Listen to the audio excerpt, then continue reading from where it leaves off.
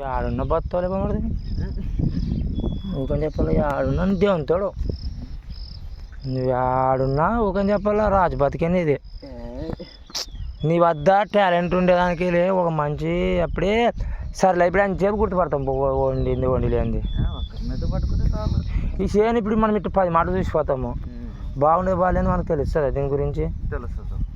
మరి యాదన్న దానికి మందు కొట్టి చూస్తేనే కదా. ఒకసారి జబ్బని లేస్తే అది దాని టాలెంట్ ఎంత ఉంటుందో లేస్తే కనపడుతుంది. మరి ఒక మనము చేంజ్ చేసామంటే అవుతుందా మరి ఇంత ముందరా ఎట్టుంటే మనం మనసులో మరి ఎట్లా ఏ పరిస్థితులు ఉంటే చెప్పున్నాను.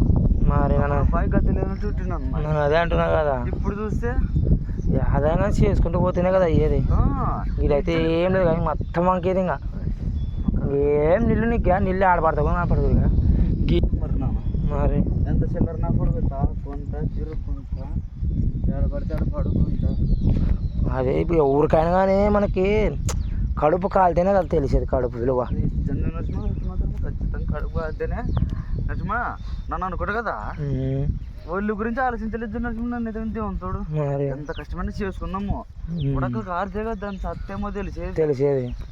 మరి ఊగా నువ్వు నమ్ముతావు లేదో దీనికి మా అమ్మోళ్ళు నిద్ర పోయారు. మా నాయన మా అమ్మ దీనికి భూమి మా పెద్ద 20,000 పెట్టుకుని దీనికి 20,000 చెట్టు పొడిపించాకే 20,000 పెట్టుకొని ఒకటే మాటనే చేసుకుంటారో చేసుకోరమ్మా. ఏమంటే మీరు అదే చేసుకుని రూపాయలు పెట్టుకుంటాం కదా అని నాకేమో తప్ప అందుకుతో ఇంత దెబ్బ పడుకుంటారు కదా అని